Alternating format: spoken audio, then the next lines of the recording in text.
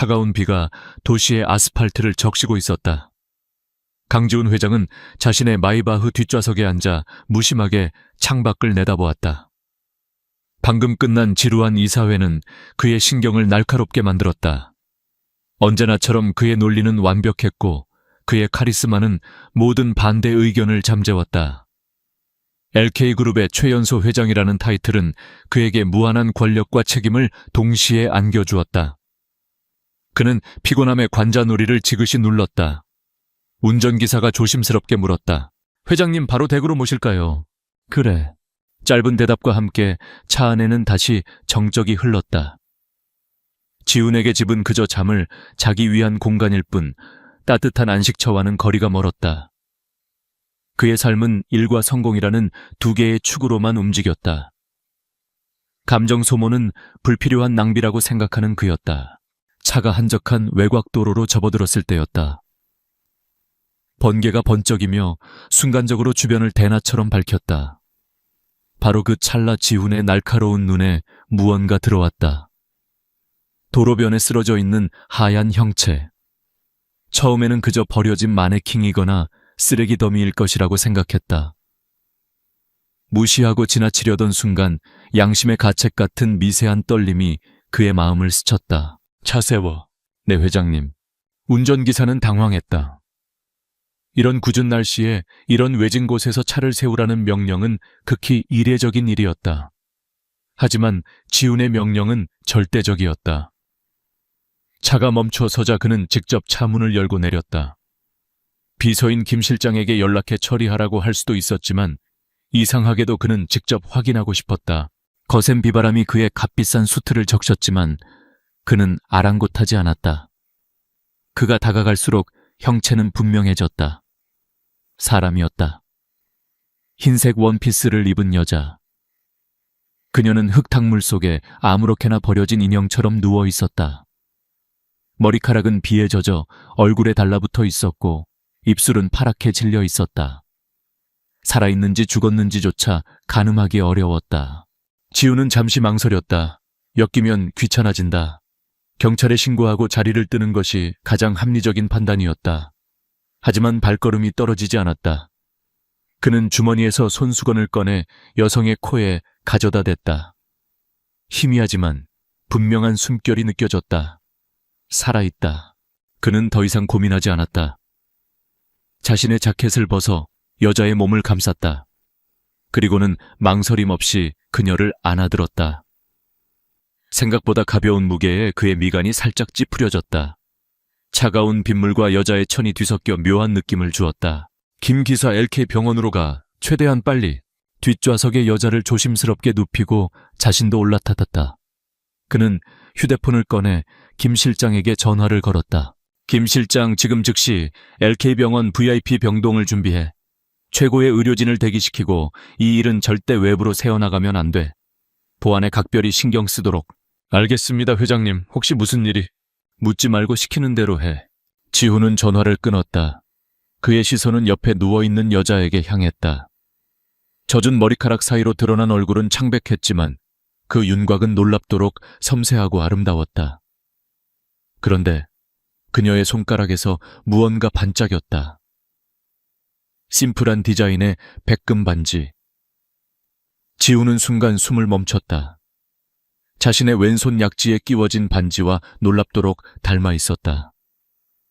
세상에 단 하나뿐인 그가 직접 디자인한 맞춤 제작 반지였다. 우연이겠지. 그는 고개를 저으며 터무니없는 생각을 떨쳐냈다. 세상에 비슷한 디자인의 반지는 얼마든지 있을 수 있었다. LK 병원에 도착하자 대기하고 있던 의료진이 일사불란하게 움직였다. 여자는 곧바로 응급처치와 정밀검사를 위해 옮겨졌다. 지훈은 흠뻑 젖은 채로 VIP 병실 앞 복도에서 기다렸다. 시간이 어떻게 흐르는지 알 수 없었다. 얼마 후 담당 의사가 다가왔다. 회장님, 환자분은 다행히 특별한 외상은 없습니다. 다만 가벼운 뇌진탕 증세가 있고 장시간 비를 맞아 저천증이 있었습니다. 현재는 안정을 되찾았지만 의식이 돌아와야 정확한 상태를 알 수 있을 것 같습니다. 기억 상실 같은 후유증이 있을 수도 있나. 뇌진탕의 경우 그럴 가능성을 배제할 수는 없습니다. 일시적인 현상일 수도 있고 장기화될 수도 있습니다. 환자분이 깨어나는 것을 지켜봐야 합니다. 지훈은 고개를 끄덕였다. 그는 병실 안으로 들어갔다. 여자는 환자복으로 갈아입은 채 침대에 조용히 누워 있었다. 링거액이 그녀의 하얀 팔뚝으로 천천히 흘러들어갔다. 창백했던 얼굴에 조금씩 혈색이 돌아오는 듯했다. 그는 무의식적으로 의자에 앉아 그녀를 지켜보았다. 왜 자신이 이러고 있는지 스스로도 이해할 수 없었다. 그저 자리를 뜰 수가 없었다. 몇 시간이 흘렀을까? 동이 트기 시작할 무렵 여자의 긴 속눈썹이 파르르 떨렸다. 그녀가 천천히 눈을 떴다. 낯선 천장 소독약 냄새, 그리고 자신의 몸에 연결된 링거줄. 그녀의 눈동자는 혼란으로 가득 차 있었다. 그녀는 천천히 몸을 일으키려다 고통스러운 듯 신음을 흘렸다. 움직이지 마. 낮고 차가운 목소리에 여자의 시선이 소리가 나는 쪽으로 향했다. 그곳에는 그림처럼 완벽한 남자가 앉아 있었다. 흐트러짐 없는 머리, 날카로운 턱선 깊이를 알 수 없는 검은 눈동자. 그는 마치 다른 세상 사람처럼 비현실적으로 보였다.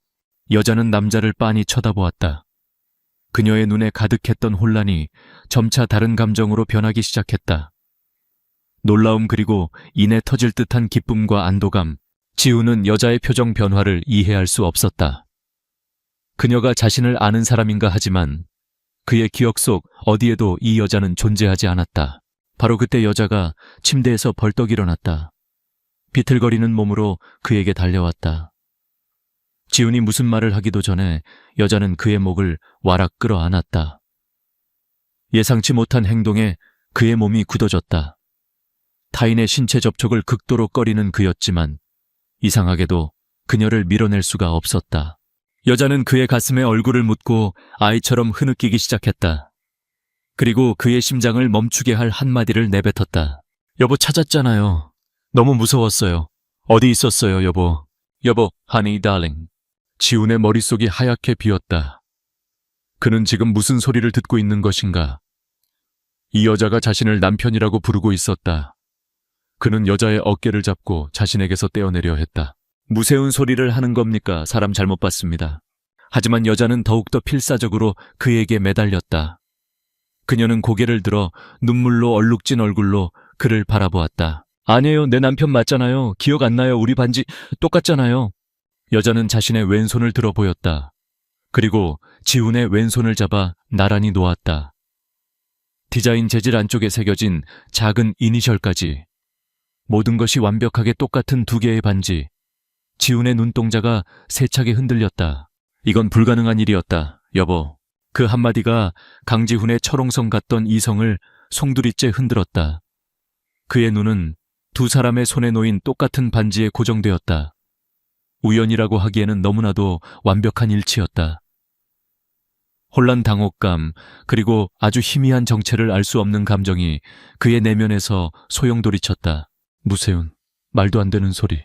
그가 간신히 내뱉은 말은 힘이 없었다. 여자는 그의 반응에 상처받은 듯한 표정을 지었다. 그녀의 눈에 다시 눈물이 고였다. 기억 안 나세요? 정말 아무것도 기억 안 나요. 우리가 얼마나 사랑했는지. 여자의 목소리가 절절했다. 그 순간 병실 문이 열리고 담당 의사와 김 실장이 들어왔다. 김 실장은 지훈에게 필사적으로 매달려 있는 여자를 보고 경악을 금치 못했다. 회 후장님, 이게 무슨... 의사는 상황을 파악하고 조심스럽게 여자에게 다가갔다. 환자분 진정하시고 일단 침대에 다시 누우시죠. 안정을 취하셔야 합니다. 싫어요. 이 사람 내 남편이에요. 남편이 날 기억 못해요. 여자는 거의 절규하듯 소리치며 지훈을 놓지 않았다. 의사는 난처한 표정으로 지훈을 바라보았다. 회장님, 잠시 저와 이야기 좀 나누시죠. 김 실장님, 환자분 좀 부탁드립니다. 지훈은 마지못해 여자의 손을 떼어내고 의사를 따라 복도로 나갔다. 여자는 김 실장의 부축을 받으며 서럽게 울었다. 복도에서 의사는 심각한 표정으로 입을 열었다. 예상했던 대로 환자분은 역행성 기억상실증을 겪고 있는 것 같습니다. 사고의 충격으로 과거의 기억을 모두 잃어버린 상태입니다. 모두라고 그럼 왜 나를 남편이라고 부르는 거지? 그것이 문제입니다. 기억을 모두 잃었지만 회장님을 자신의 남편이라는 사실 하나만은 강렬한 확신으로 남아있는 듯합니다. 어쩌면 사고 직전에 회장님과 관련된 강한 감정적 경험을 했을 수도 있습니다. 혹은 회장님의 반지가 무의식에 남아있는 유일한 단서일 수도 있고요. 현재 상태에서 환자의 믿음을 강하게 부정하는 것은 심리적으로 큰 충격을 주어 상태를 악화시킬 수 있습니다. 지훈의 머리가 복잡해졌다. 이 모든 것이 정교하게 짜인 함정일 가능성. 누군가 자신의 약점을 만들기 위해 의도적으로 이 여자를 보냈을 수도 있다. 하지만 여자의 눈물과 절박한 표정은 너무나도 생생했다. 영이라고 하기에는 지나치게 진실해 보였다. 그럼 어떻게 하라는 건가?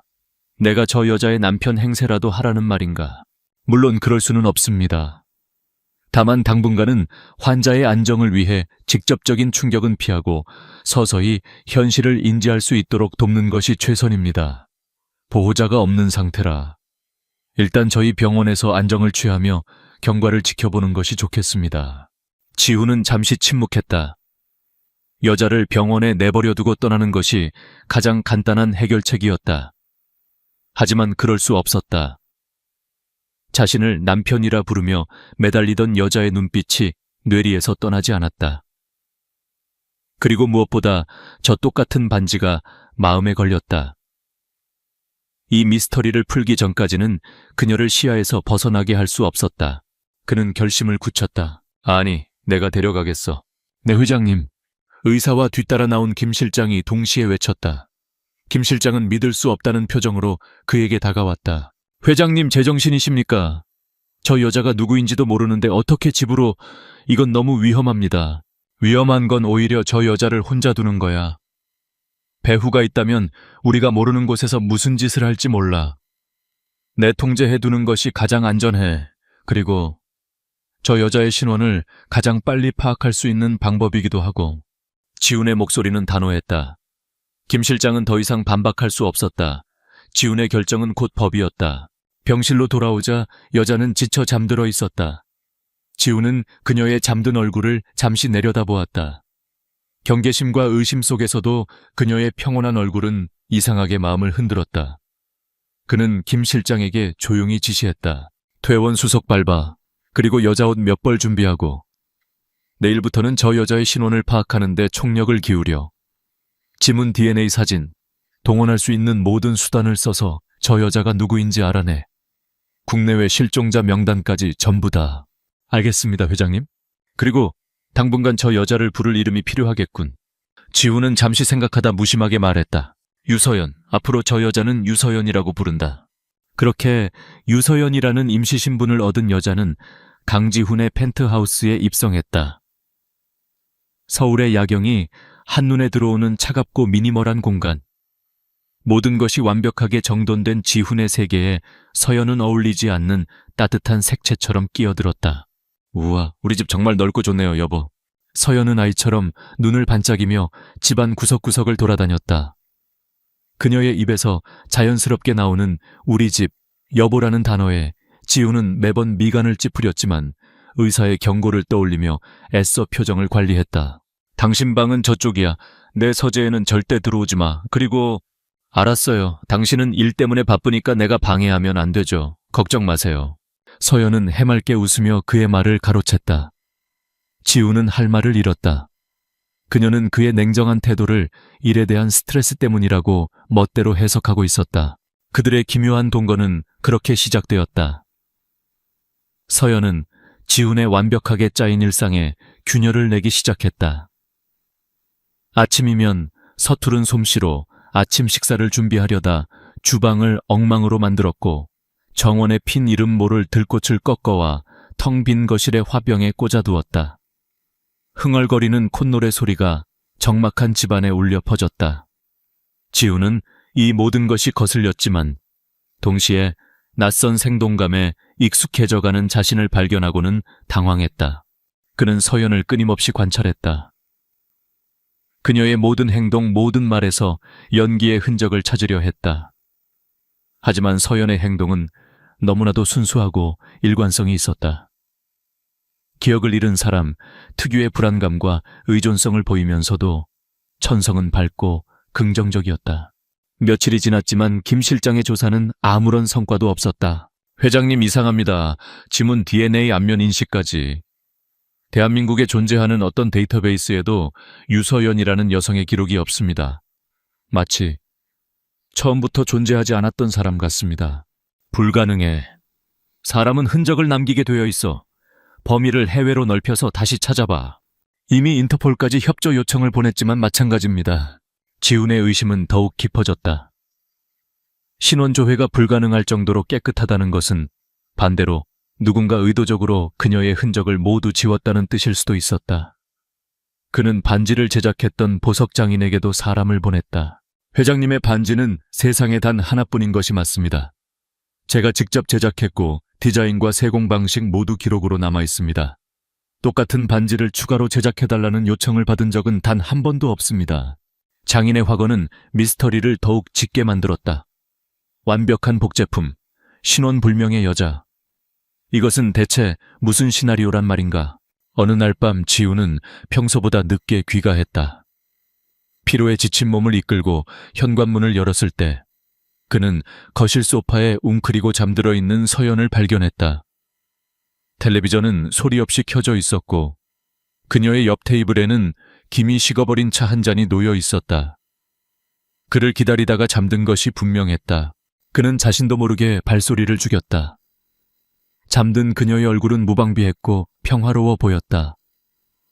그는 늘 모든 것을 의심하고 분석했지만 이 순간만큼은 그런 이성적인 판단이 작동하지 않았다. 자신도 모르게 서재에서 담요를 가져와 그녀의 몸 위에 조심스럽게 덮어주었다. 그의 손가락이 스친 그녀의 뺨은 따뜻했다. 차가운 펜트하우스 안에서 유일하게 온기를 가진 존재. 지우는 잠든 서연의 얼굴을 한참 동안 내려다보았다. 이 모든 것이 0이라면 저 여자는 내가 아는 그 어떤 배우보다도 뛰어난 사람일 것이다. 의심과 연민 사이에서 그의 마음이 흔들리기 시작했다. 만약에 이 모든 것이 사실이라면 그녀의 기억 속에 있는 남편이 정말로 나라면 터무니없는 생각이라는 것을 알면서도 그 가정은 끈질기게 그의 머릿속을 파고들었다. 의심의 벽에 자신도 모르는 사이 작은 균열이 생기고 있었다. 강지훈의 펜트하우스에서의 생활은 기묘한 안정감을 찾아가고 있었다. 유서연은 점차 새로운 환경에 적응했다. 그녀는 더 이상 지훈의 냉정한 태도에 상처받지 않았고 오히려 그것을 그의 매력 중 하나로 여기는 듯했다. 지훈 역시 서연의 존재가 만들어내는 작은 변화들에 익숙해지고 있었다. 아침 식탁에 놓인 꽃 한 송이, 그가 늦게 귀가할 때까지 거실을 밝히는 스탠드 불빛, 그리고 다녀오셨어요 여보라고 말하는 다정한 목소리. 이 모든 것이 그의 견고한 일상에 스며들어 더 이상 이질적으로 느껴지지 않았다. 하지만 평온은 길지 않았다. 그들의 세상 아래에는 여전히 거대한 미스터리가 도사리고 있었고 그 그림자는 예고 없이 수면 위로 떠올랐다. 그날 밤 지우는 서재에서 다음 분기 사업 보고서를 검토하고 있었다. 깊은 정적이 흐르던 새벽, 날카로운 비명소리가 펜트하우스의 공기를 갈랐다. 안 돼. 지훈은 반사적으로 자리에서 일어났다. 비명은 서연의 방에서 들려왔다. 그는 망설일 틈도 없이 그녀의 방으로 달려갔다. 문을 열자 침대 위에서 괴로운 듯 몸부림치는 서연의 모습이 보였다. 그녀는 식은땀에 흠뻑 젖어 있었고 무언가에 쫓기는 사람처럼 허공에 손을 휘저으며 알 수 없는 말을 중얼거렸다. 싫어, 오지마, 제발. 세어연 씨 정신 차려요. 지훈이 그녀의 어깨를 잡고 흔들자 서연이 번쩍 눈을 떴다. 그녀의 눈동자는 극도의 공포로 가득 차 있었다. 상황을 파악하지 못한 채 그녀는 눈앞에 지훈을 보고 다시 비명을 지르려 했다. 나야 강지훈, 괜찮아, 악몽을 꾼 거야. 그의 낮고 차분한 목소리가 그녀의 공포를 잠재웠다. 서연은 그가 지훈임을 깨닫고는 어린아이처럼 그의 품에 와라간겨 흐느끼기 시작했다. 그녀의 몸은 사시나무처럼 떨리고 있었다. 지훈은 순간 당황했지만 이내 그녀의 등을 부드럽게 토닥여 주었다. 타인과의 접촉을 피하던 평소에 그답지 않은 행동이었다. 하지만 지금은 그런 규칙을 따질 때가 아니었다. 그녀의 공포는 너무나 생생해서 그에게까지 전해지는 듯했다. 한참을 울던 서연이 겨우 진정하고 입을 열었다. 꿈을 꿨어요. 너무 무서운 꿈이었어요. 무서운 꿈이었는데 잘 기억나지 않아요. 하얀 방, 온통 하얀 방이었어요. 그리고 이상한 약품 냄새가 났어요. 내가 막 도망치고 있었어요. 누군가 나를 잡으려고 쫓아왔어요. 서연은 몸서리를 치며 말했다. 그녀의 이야기는 두서가 없었지만 몇 개의 단어가 지훈의 뇌리에 날카롭게 박혔다. 하얀 방, 약품 냄새, 도망. 연구실 같았어요. 유리로 된 시험관들이 가득했고 복잡한 화학 기호들이 화면에 떠 있었어요. 내가 그걸 보고 있었는데 갑자기 서연은 더 이상 말을 잇지 못하고 다시 고개를 저었다. 지훈은 그녀가 안정을 찾을 때까지 아무 말 없이 곁에 있어 주었다. 그날 밤 그는 자신의 침실로 돌아가지 않고 서연의 방 소파에서 뜬 눈으로 밤을 지새웠다. 서연의 악몽이 단순한 꿈이 아닐 수도 있다는 불길한 예감이 그의 마음을 무겁게 짓눌렀다. 다음날 아침 지훈은 평소보다 일찍 회사로 향했다. 서연이 말한 연구실이라는 단어가 그의 머릿속을 떠나지 않았다. 그것은 그의 기억 저편에 묻혀있던 오래된 대화 하나를 수면 위로 끄집어냈다. 몇 년 전 돌아가신 아버지와의 대화였다. 당시 아버지는 LK그룹이 투자했던 한 바이오 프로젝트를 갑작스럽게 중단시켰다. 지훈이 그 이유를 묻자 아버지는 이례적으로 어둡고 심각한 표정으로 말했다. 지훈아, 사업에는 넘지 말아야 할 선이라는 게 있다. 그 프로젝트는 인간의 영역을 넘어서려는 위험한 야망을 품고 있었어. 그때는 그저 아버지의 보수적인 경영 철학 때문이라고 생각했다. 하지만 지금 서연의 악몽과 그 기억이 기묘하게 겹쳐졌다. 지훈은 곧장 LK그룹의 심층자료 보관실로 향했다. 회장인 자신조차 특별 허가가 필요한 곳이었다. 그는 수많은 기록 속에서 먼지가 쌓인 파일 하나를 찾아냈다. 프로젝트 코드명 프로메테스. 파일의 대부분은 검게 칠해져 있거나 삭제되어 있었다. 하지만 남아있는 단편적인 정보만으로도 충분히 충격적이었다. 프로메테스는 인간의 세포 재생 능력과 기억 조작에 관한 연구를 목표로 하는 프로젝트였다. 그리고 그 프로젝트의 파트너사는 당시에는 잘 알려지지 않았던 작은 제약회사 바이오 퓨처 랩이었다. 지훈의 심장이 차갑게 식었다. 그는 즉시 김 실장을 호출했다. 김 실장, 지금 당장 바이오 퓨처 랩이라는 회사에 대해 조사해. 10년 전 기록까지 전부 다. 특히 당시 경영진이 누구였는지 알아내. 이건 극비사항이야. 자네 외에는 아무도 알아선 안 돼. 김 실장은 지훈의 심각한 표정에서 사안의 중요성을 직감하고 신속하게 움직였다. 몇 시간 후 그가 지훈의 사무실로 돌아왔다. 그의 얼굴에는 긴장감이 역력했다. 회장님, 찾아냈습니다. 바이오퓨처랩은 7년 전 대한제약에 인수합병되었습니다. 사실상 흡수된 것이나 마찬가지입니다. 대한제약이라고? 지훈의 눈이 날카롭게 빛났다. 대한제약은 현재 LK그룹의 가장 공격적인 경쟁사였다. 그럼 당시 바이오퓨처랩의 대표는 누구였지? 김 실장은 마른 침을 삼키며 보고서의 한 부분을 가리켰다. 최민준이었습니다. 최민준. 그 이름이 지훈의 귓가에 폭탄처럼 터졌다. 현재 대한제약의 CEO이자 업계에서 가장 야심차고 무자비하기로 소문난 남자. 지훈과는 사사건건 부딪히는 숙적이었다. 과거의 프로젝트 경쟁사의 CEO, 그리고 연구실 악몽을 꾸는 기억 상실증 여자. 흩어져 있던 퍼즐 조각들이 마침내 하나의 소름 끼치는 그림으로 맞춰지고 있었다. 이것은 우연이 아니었다. 그날 이후 지훈의 태도는 미묘하게 변했다. 서연을 향한 의심의 눈초리는 여전했지만 그 안에는 새로운 감정이 싹트고 있었다. 보호 본능과 비슷한 무언가였다.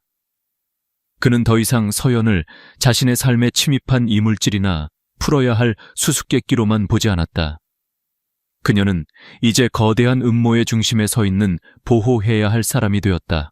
어느 주말 오후 지훈은 서재에서 복잡한 생각에 잠겨 있었다. 그때 서연이 조심스럽게 들어왔다. 그의 허락 없이는 들어오지 말라는 규칙을 어긴 것이었다.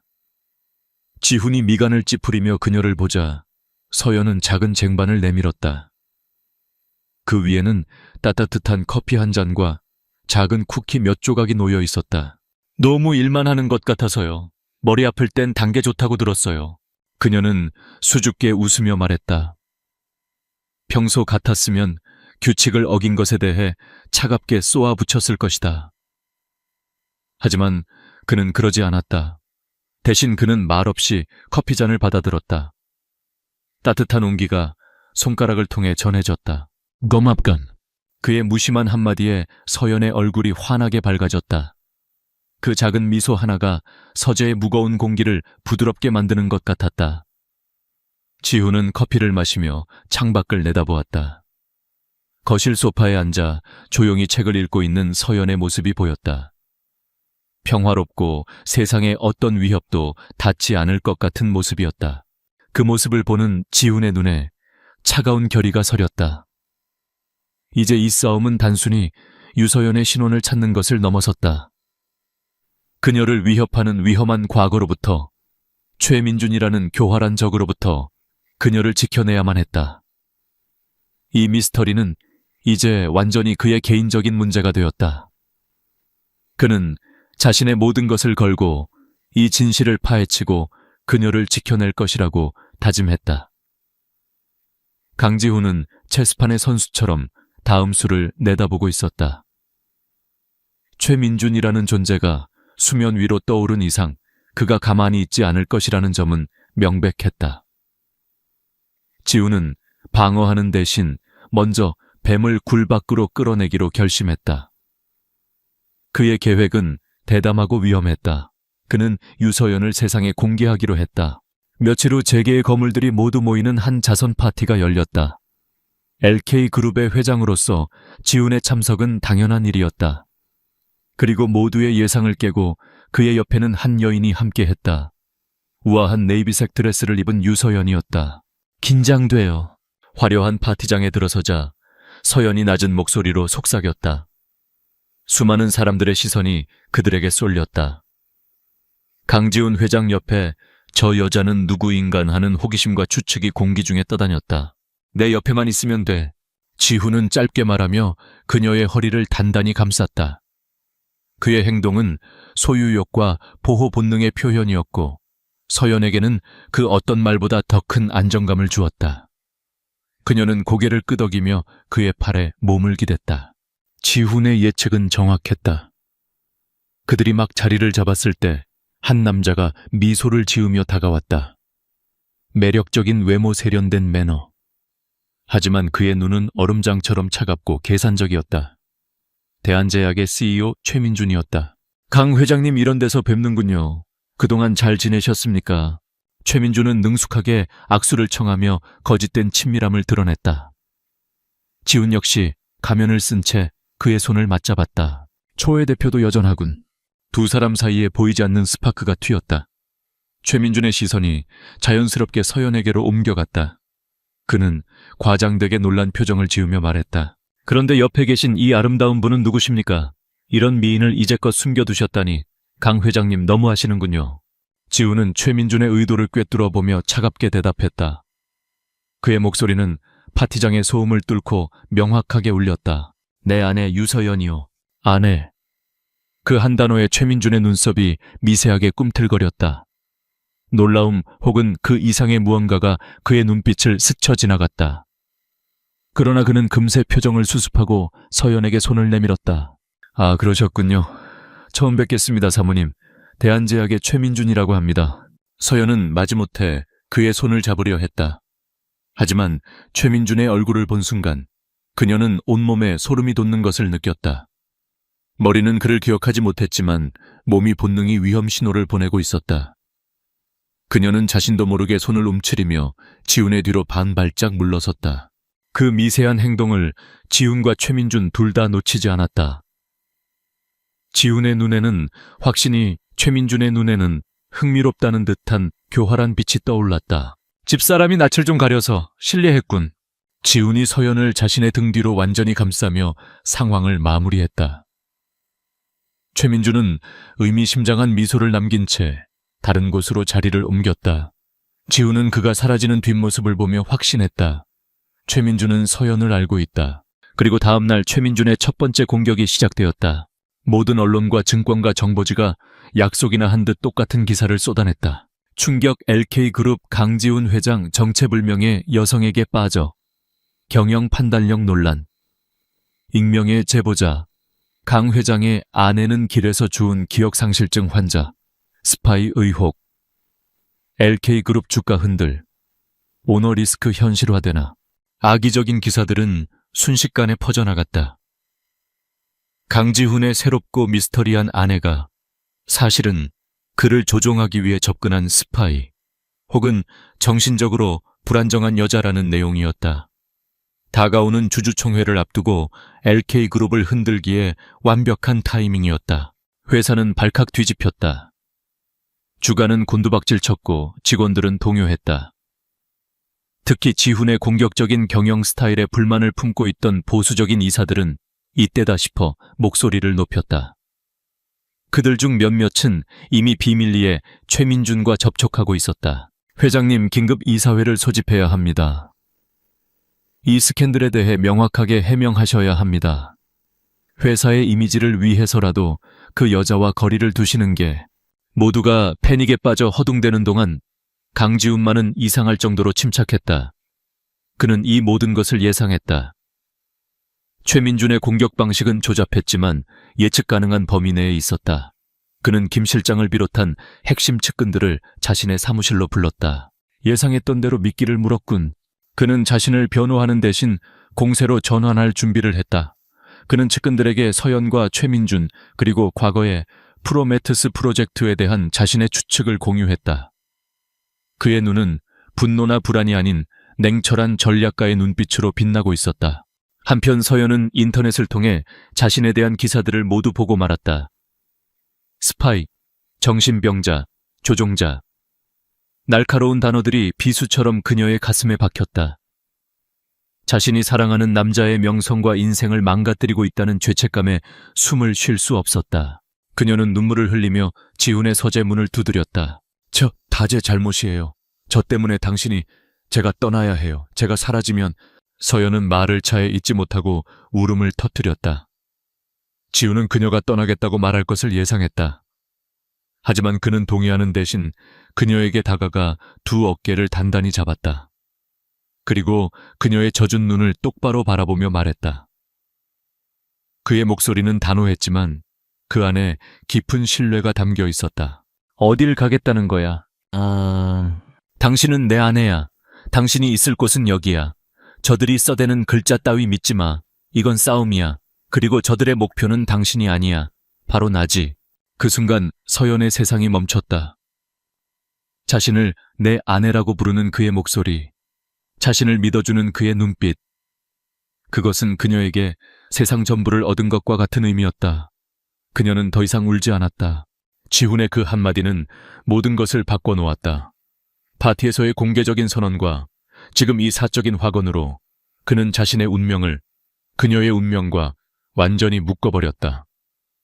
그는 최민준이 시작한 전쟁을 정면으로 받아들였다. 서연이 나간 후 지훈은 자신의 모니터 앞에 앉았다. 화면에는 LK그룹의 폭락하는 주가, 그래프가 붉은색으로 표시되어 있었다. 하지만 그의 얼굴에는 걱정의 기색이 없었다.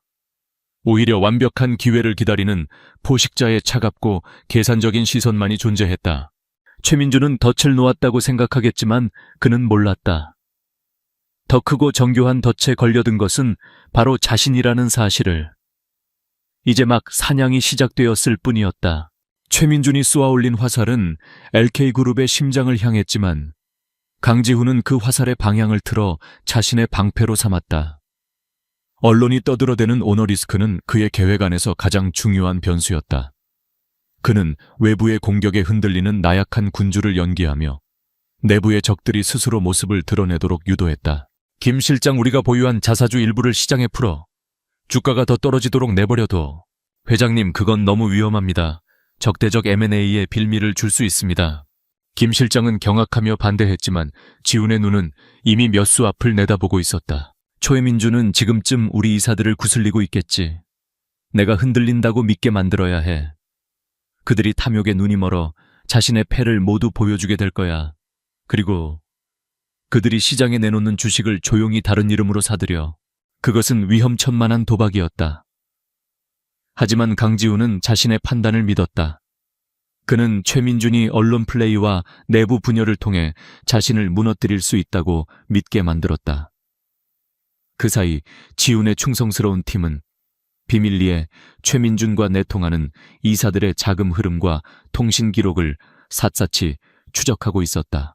계획은 순조롭게 진행되는 듯했다. 최민준과 그의 꼭두각시들은 지훈이 파놓은 함정으로 제 발로 걸어 들어오고 있었다. 지훈은 서연을 향한 외부의 공격을 막아내면서 동시에 보이지 않는 전쟁을 지휘했다. 서연은 지훈의 굳건한 신뢰 속에서 안정을 되찾았고 두 사람 사이에는 이전과는 비교할 수 없는 깊은 유대감이 형성되고 있었다. 그녀는 더 이상 기억 상실증에 걸린 불안한 여인이 아니었다. 그녀는 강지훈의 아내로서 그의 곁을 지켰다. 하지만 최민준은 생각보다 훨씬 더 교활한 뱀이었다. 첫 번째 공격이 지훈을 무너뜨리지 못하자 그는 훨씬 더 치명적이고 개인적인 독을 준비했다. 어느 날 밤 김 실장이 극도로 창백한 얼굴로 지훈의 서재를 찾았다. 그의 손에는 보안 봉투 하나가 들려 있었다. 회장님, 익명의 제보가 들어왔습니다. 김 실장은 떨리는 손으로 봉투 안의 내용물을 꺼내 지훈의 책상 위에 올려놓았다. 그것은 몇 장의 사진과 하나의 USB 메모리였다. 사진 속에는 서연이 낯선 남자와 은밀하게 만나는 듯한 모습이 담겨 있었다. 남자의 얼굴은 교묘하게 가려져 있었지만 그가 입고 있는 옷 소매에 박힌 작은 로고는 대한제약의 것이었다. 사진의 배경은 지훈의 펜트하우스 근처 카페였다. 이건 조작이야. 지훈은 차갑게 말했지만 그의 심장은 이미 차갑게 가라앉고 있었다. 저도 그렇게 생각했습니다, 회장님. 그래서 원본 파일을 분석했습니다. 하지만 위조의 흔적을 찾을 수 없었습니다. 날짜와 시간도. 회장님께서 회사에 계실 때였습니다. 김 실장은 마른 침을 삼키며 USB를 가리켰다. 이것이 더 문제입니다. 지훈은 USB를 노트북에 꽂았다. 화면에 음성 파일 하나가 나타났다. 그가 재생 버튼을 누르자 서연의 목소리가 흘러나왔다. 계획대로 되고 있어요. 강지훈은 완전히 날 믿고 있어요. 반지도 완벽하게 속았어요. 주주총회 날짜만 정해지면 음성 파일은 거기서 끊겼다. 서재 안에는 무거운 침묵만이 흘렀다. 서연의 목소리가 분명했다. 그녀가 여보라고 부르던 바로 그 목소리였다. 지훈의 머릿속에서 무언가 무너져 내렸다. 이성적으로는 이것이 함정일 수 있다고 생각했지만 증거는 너무나도 명백했다. 사진, 그리고 저 음성 파일. 최민준이 자신을 속이기 위해 기억상실증 환자까지 동원해 이토록 정교한 연극을 벌였다는 말인가. 자신을 향한 서연의 모든 행동, 그녀의 미소, 그녀의 눈물, 그녀의 따뜻한 관심, 그 모든 것이 계산된 연기였다는 말인가. 그의 가슴에 날카로운 통증이 느껴졌다. 그것은 분노가 아니었다. 끔찍한 배신감이었다. 그는 난생 처음으로 누군가에게 마음의 문을 열었다. 차가운 그의 세계에 들어온 유일한 온기였다.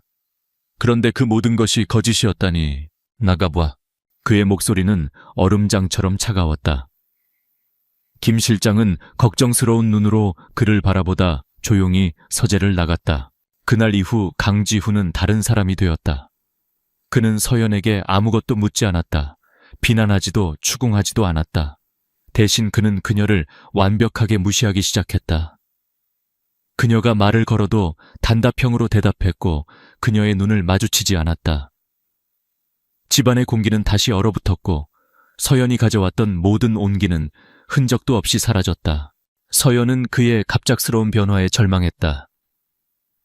그녀는 자신이 무엇을 잘못했는지 알 수 없었다. 며칠 전까지만 해도 세상에서 가장 든든한 자기 편이었던 남자가 이제는 투명 인간처럼 자신을 대하고 있었다. 지훈 씨, 혹시 제가 뭐 잘못한 거라도 있나요? 저녁 식사 자리에서 그녀가 용기를 내어 물었다. 지우는 신문을 보고 있던 시선을 떼지 않은 채 무심하게 대답했다. 아니, 그런데 왜 저를 피하는 것 같아요? 피곤해서 그렇다. 그의 목소리에는 어떤 감정도 실려 있지 않았다.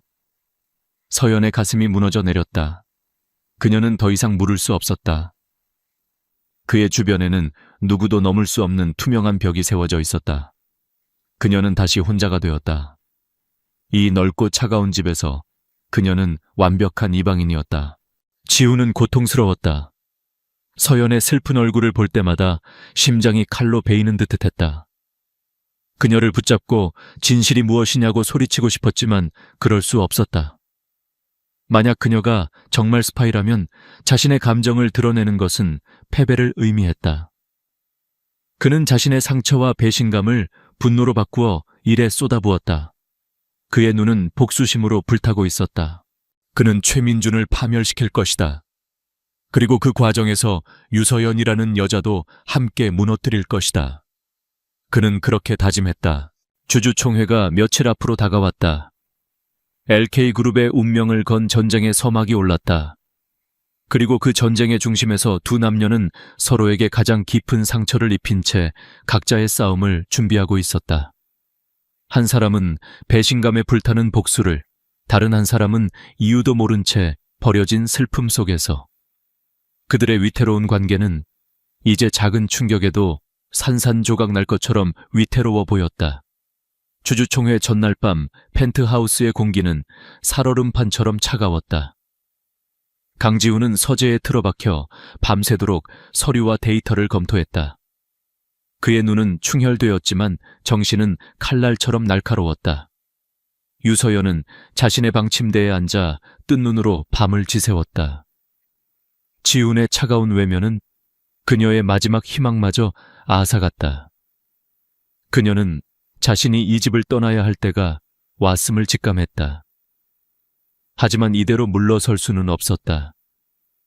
최소한 그가 왜 자신에게 등을 돌렸는지 그 이유라도 알아야 했다. 새벽녘 그녀는 조용히 지훈의 서재로 향했다. 그가 잠시 자리를 비운 틈을 타 그녀는 그의 책상 위에서 단서를 찾기 시작했다. 그녀의 눈에 들어온 것은 잠금 화면이 풀린 채 놓여있는 지훈의 태블릿 PC였다. 화면에는 그녀가 낯선 남자와 함께 있는 사진이 떠 있었다. 그리고 그 옆에는 음성 파일을 분석한 그래프가 있었다. 서연의 심장이 쿵 내려앉았다. 이것이었구나. 그가 자신을 배신자라고 생각하고 있었구나. 그녀는 사진 속 남자의 얼굴이 가려져 있는 것을 보았다. 하지만 그녀는 그가 누구인지 알 것 같았다. 그날 그녀는 지훈을 기다리다 잠시 카페에 들렀다. 그때 한 남자가 다가와 길을 물었고 그녀는 친절하게 대답해 주었다. 그게 전부였다. 음성 파일은 더더욱 기가 막혔다. 그것은 그녀가 친구와 통화했던 내용을 악의적으로 편집한 것이 분명했다. 그녀가 절망에 빠져 있을 때 태블릿 화면의 다른 창이 눈에 들어왔다. 그것은 프로메테우스 프로젝트에 관한 기밀 보고서였다. 그녀가 무심코 페이지를 넘기는 순간 보고서 한 구석에 박힌 작은 로고 하나가 그녀의 시선을 사로잡았다. 그것은 복잡하게 얽힌 뱀 두 마리가 서로의 꼬리를 물고 있는 형상의 로고였다. 그 로고를 본 순간 서연의 머릿속에서 무언가 툭 하고 끊어지는 듯한 느낌이 들었다. 댐의 균열처럼 잊혔던 기억의 파편들이 쏟아져 들어오기 시작했다. 하얀 연구실, 역겨운 약품 냄새, 유리병 너머로 보이던 수많은 실험체들, 그리고 최민준의 얼굴. 그는 하얀 가운을 입고 만족스러운 미소로 실험 데이터를 내려다보고 있었다. 서연아, 넌 내 최고의 걸작이 될 거야. 인류의 미래가 우리 손에 달려 있다고. 그녀의 진짜 이름은 유서연이 아니었다. 한서우. 그녀는 바이오 퓨처랩의 촉망받는 신입 연구원이었다. 그녀는 최민준의 천재성에 이끌려 프로젝트에 합류했지만 연구가 진행될수록 그의 광기와 비인간적인 야망을 깨닫게 되었다. 그는 불치병 치료제 개발이라는 명목 아래 인간의 기억을 지우고 새로운 인격을 주입하는 끔찍한 실험을 자행하고 있었다. 그녀는 그의 범죄를 입증할 핵심 데이터를 빼내 탈출했다. 하지만 곧 발각되었고 빗속을 미친 듯이 달리다 채 치이는 사고를 당했다. 사고 직전 그녀는 자신의 손에 끼워진 반지를 보았다. 그것은 연구소에 잠입하기 위해 복제해두었던 강지훈의 반지였다. LK그룹이 프로젝트의 최대 투자자였기에 회장인 강지훈의 생체 정보가 담긴 반지는 연구소의 모든 보안 시스템을 통과할 수 있는 마스터키였다. 그녀는 최민준의 범죄를 세상에 알릴 마지막 희망으로 그 반지를 훔쳤던 것이다. 모든 것이 기억났다. 바로 그때 서재 문이 열리고 강지훈이 들어왔다. 그는 서우 서연가 자신의 태블릿을 보고 있는 것을 발견하고 싸늘하게 말했다. 내 물건에 손대지 말라고 했을 텐데. 하지만 서우는 더 이상 주눅 들지 않았다. 그녀는 자리에서 일어나 그를 똑바로 마주 보았다. 그녀의 눈빛은 더 이상 슬픔이나 혼란이 아닌 강한 의지와 분노로 불타고 있었다. 내 이름은 한서우예요. 그리고 당신은 처음부터 날 믿지 않았어요. 지우는 그녀의 갑작스러운 변화에 당황했지만 애써 냉정함을 유지했다. 그 연극은 이제 질렸어. 연극이 아니에요. 최민준. 그가 모든 걸 조작한 거예요. 그는 프로메테스 프로젝트를 통해 불법적인 인체 실험을 했고 전 그 증거를 가지고 탈출하다 사고를 당했어요. 이 반지는 그의 연구소에 들어가기 위한 마스터키였고요. 서우는 숨 가쁘게 모든 진실을 털어놓았다. 그녀의 이야기는 너무나도 충격적이었지만 그 안에는 거짓이라고는 찾아볼 수 없는 절박함과 진실성이 담겨 있었다. 지훈의 머릿속이 복잡하게 얽혔다. 그녀의 말이 사실이라면 자신이 저지른 실수는 돌이킬 수 없는 것이었다. 그 순간 그의 휴대폰이 울렸다. 김 실장이었다. 회장님 드디어 찾아냈습니다. 유서연, 아니 한서우 씨의 신원을요. 그녀는 1년 전 실종 신고된 바이오퓨처 랩의 연구원이었습니다. 그리고 회장님께서 주신 음성 파일을 정밀 분석한 결과 미세한 편집의 흔적을 발견했습니다. 완벽한 조작입니다. 모든 퍼즐이 맞춰졌다. 지우는 태블릿을 들고 있던 손을 떨어뜨렸다. 그는 서울을 바라보았다. 그녀의 눈에는 원망과 슬픔이 가득했다. 그는 세상에서 가장 소중한 것을 제 손으로 부서뜨린 바보가 된 기분이었다. 세우 씨, 내가 사과할 필요 없어요. 지금 중요한 건 그게 아니니까. 오늘 주주총회에서 최민준의 모든 것을 끝내야 해요. 그녀의 목소리는 단호했다. 개인적인 감정보다 더 큰 정의가 그녀를 움직이고 있었다. 주주총회장, LK그룹의 모든 주주와 이사진, 그리고 언론이 모여 있었다. 최민준은 승리를 예감하며 여유로운 미소로 앉아 있었다. 강지훈의 리더십에 대한 불신임 안건이 상정되고 그를 지지하는 이사들의 배신이 이어졌다. 분위기는 완전히 최민준에게 넘어간 듯 보였다. 바로 그때 강지훈이 단상에 올랐다. 이사님들의 우려 잘 들었습니다. 하지만 그 우려의 근거가 된 스캔들은 사실 더 거대한 범죄를 은폐하기 위한 연막에 불과합니다.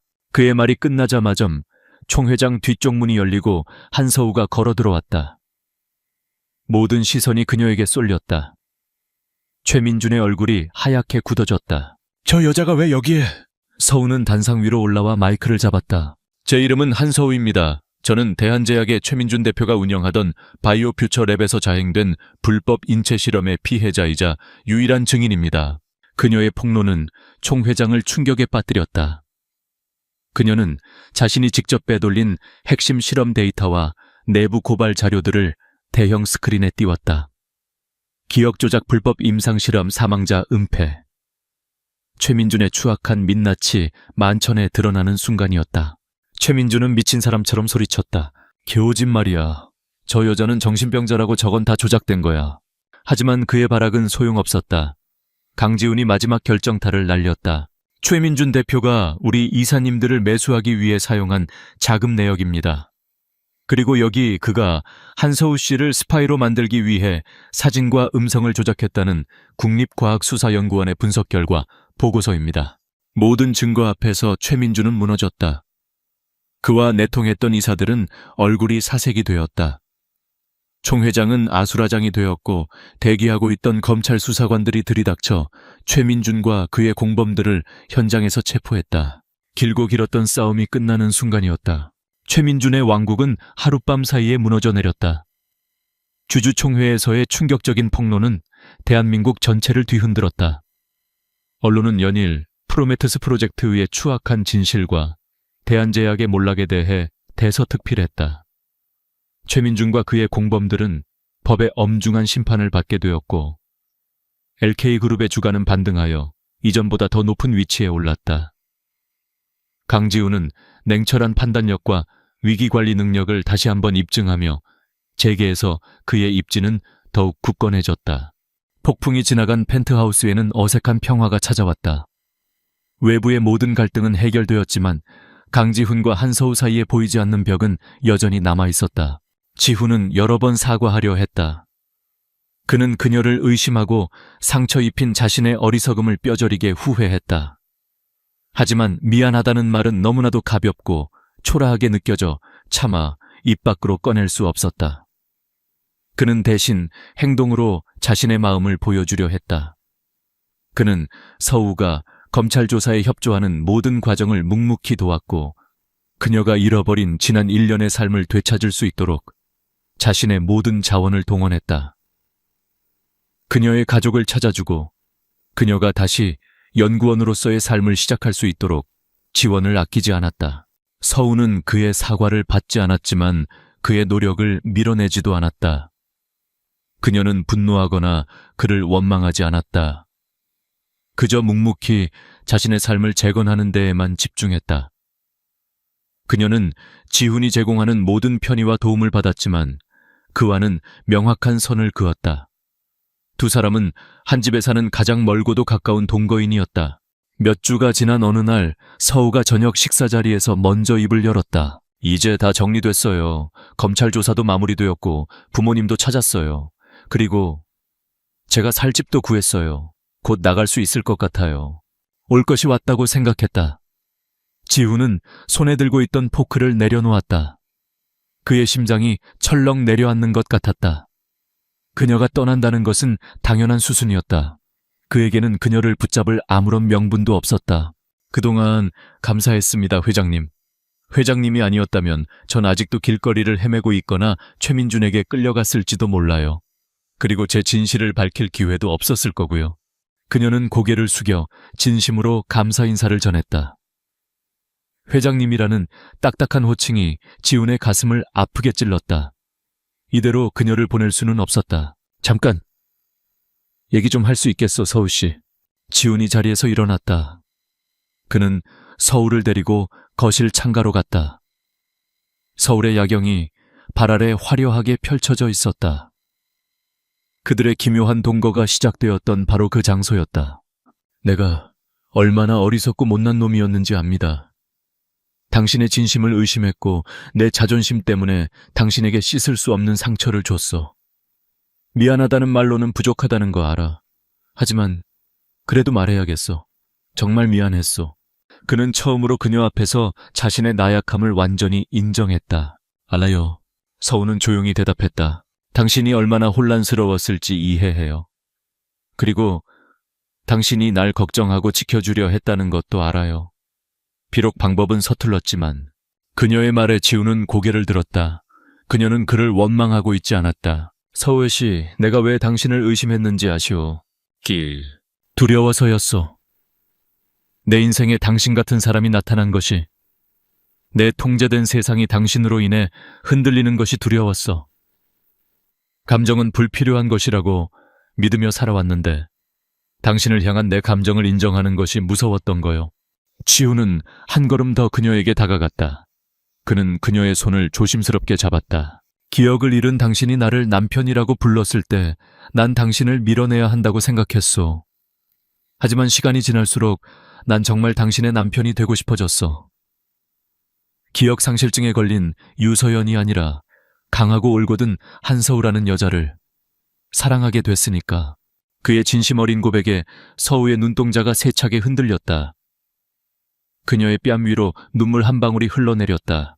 지훈은 주머니에서 작은 벨벳 상자를 꺼냈다. 그는 서우의 왼손 약지에서 프로메테스의 마스터키였던 낡은 반지를 조심스럽게 빼냈다. 이 반지는 거짓과 어두운 과거의 상징이었소. 우리를 만나게 해준 거짓된 인연이었지. 이제 이 반지를 우리의 진실한 미래에 대한 약속으로 바꾸고 싶소. 그는 벨벳 상자를 열었다. 그 안에는 어둠 속에서도 영롱하게 빛나는 다이아몬드 반지가 들어있었다. 그는 그녀의 앞에서 천천히 한쪽 무릎을 꿇었다. 한소우 씨, 당신의 잃어버린 기억 속 남편이 아니라 당신의 모든 내일을 함께할 진짜 남편이 되고 싶소. 나와 결혼해 주시겠소. 세상의 모든 소음이 멎은 듯했다.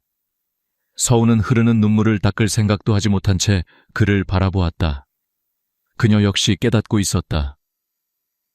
지훈의 차가운 벽 너머에 숨겨진 따뜻함과 진심을 그리고 어느새 그를 깊이 사랑하게 된 자신의 마음을. 그녀는 환하게 웃으며 고개를 끄덕였다. 네, 좋아요. 지훈은 그녀의 손가락에 새로운 약속의 반지를 끼워주었다. 그는 자리에서 일어나 그녀를 자신의 품에 가득 안았다. 모든 오해와 아픔이 눈 녹듯 사라지는 순간이었다. 차가웠던 펜트하우스는 이제 세상에서 가장 따뜻한 보금자리가 되었다. 거짓으로 시작된 인연이었지만 그들은 수많은 시련과 역경 속에서 서로의 진심을 발견했고 마침내 진짜 사랑을 완성했다. 창밖으로 펼쳐진 서울의 불빛이 새롭게 시작될 두 사람의 미래를 축복하는 듯 반짝이고 있었다.